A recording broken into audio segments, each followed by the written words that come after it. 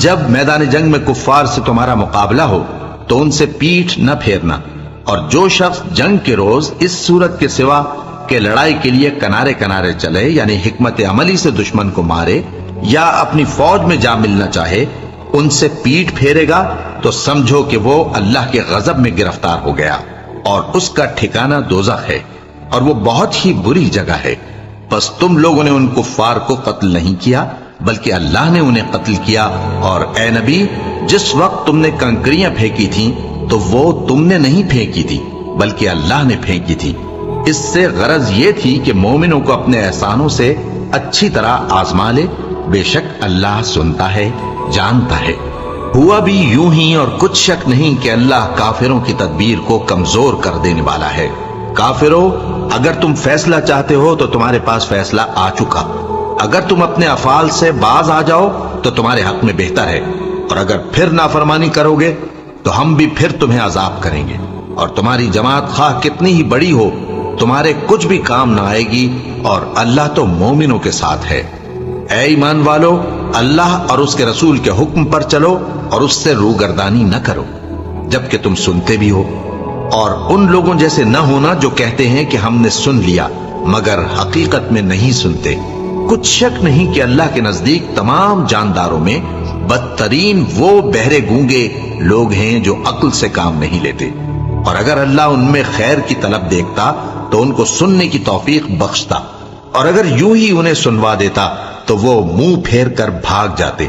مومنوں، اللہ اور اس کے رسول کا حکم قبول کرو، جبکہ رسول تمہیں ایسے کام کے لیے بلاتے ہیں جو تم کو زندگی جاوداں بخشتا ہے، اور جان رکھو کہ اللہ آدمی اور اس کے دل کے درمیان حائل ہو جاتا ہے، اور یہ بھی کہ تم سب اس کے روبرو جمع کیے جاؤ گے۔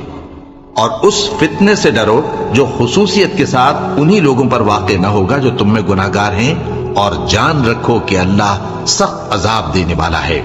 اور اس وقت کو یاد کرو جب تم زمین مکہ میں قلیل اور ضعیف سمجھے جاتے تھے اور ڈرتے رہتے تھے کہ لوگ تمہیں اڑا نہ لے جائیں، یعنی ختم نہ کر دیں، تو اس نے تم کو جگہ دی اور اپنی مدد سے تم کو تقویت بخشی اور پاکیزہ چیزیں کھانے کو دیں تاکہ اس کا شکر کرو۔ اے ایمان والو، نہ تو اللہ اور رسول سے خیانت کرو اور نہ اپنی امانتوں میں خیانت کرو، اور تم ان باتوں کو جانتے ہو، اور جان رکھو کہ تمہارا مال اور اولاد بڑی آزمائش ہے، اور یہ کہ اللہ کے پاس نیکیوں کا بڑا ثواب ہے۔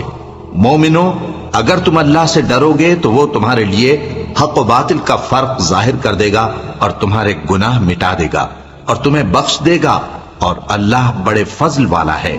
اور اس وقت کو یاد کرو جب کافر لوگ تمہارے بارے میں چال چل رہے تھے کہ تم کو قید کر دیں یا جان سے مار دیں یا وطن سے نکال دیں، تو ادھر تو وہ چال چل رہے تھے اور ادھر اللہ تدبیر کر رہا تھا، اور اللہ بہترین تدبیر کرنے والا ہے۔ اور جب ان کو ہماری آیتیں پڑھ کر سنائی جاتی ہیں تو کہتے ہیں یہ کلام ہم نے سن لیا ہے، اگر ہم چاہیں تو اسی طرح کا کلام ہم بھی کہہ دیں، اور یہ ہے ہی کیا، صرف اگلے لوگوں کی حکایتیں ہیں۔ اور جب انہوں نے کہا کہ اے اللہ، اگر یہ قرآن تیری طرف سے برحق ہے تو ہم پر آسمان سے پتھر برسا یا کوئی اور تکلیف دینے والا عذاب بھیج دے، اور اللہ ایسا نہ تھا کہ جب تک اے پیغمبر تم ان میں تھے انہیں عذاب دیتا، اور نہ ایسا ہے کہ وہ تو بخشش مانگیں اور اللہ انہیں عذاب دے۔ اور اب ان کے لیے کون سی وجہ ہے کہ وہ انہیں عذاب نہ دے، جبکہ وہ مسجد حرام میں نماز پڑھنے سے روکتے ہیں، جبکہ وہ اس مسجد کے متولی بھی نہیں ہیں۔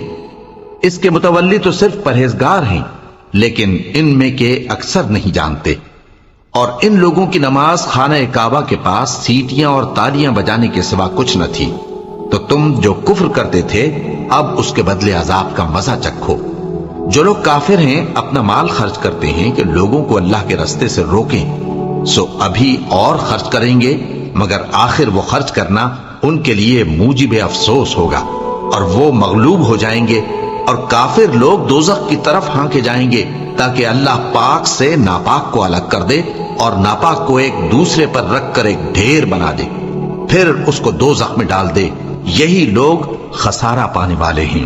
اے پیغمبر، کفار سے کہہ دو کہ اگر وہ اپنے افعال سے باز آ جائیں تو جو ہو چکا وہ انہیں معاف کر دیا جائے گا، اور اگر پھر وہی حرکات کرنے لگیں گے تو اگلے لوگوں کا جو طریقہ جاری ہو چکا ہے وہی ان کے حق میں بھی برتا جائے گا۔ اور ان لوگوں سے لڑتے رہو یہاں تک کہ فتنہ یعنی کفر کا فساد باقی نہ رہے اور دین سب اللہ ہی کا ہو جائے، اور اگر وہ باز آ جائیں تو اللہ ان کے کاموں کو دیکھ رہا ہے، اور اگر روگردانی کریں تو جان رکھو کہ اللہ تمہارا حمایتی ہے، اور وہ خوب حمایتی اور خوب مددگار ہے۔